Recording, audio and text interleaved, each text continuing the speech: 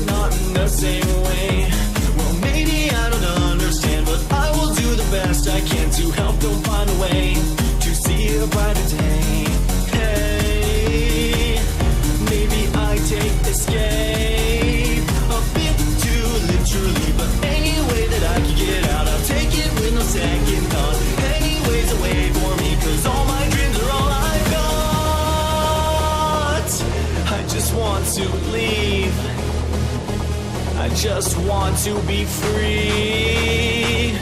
The dark has got a hold on me, so dark that I can barely see.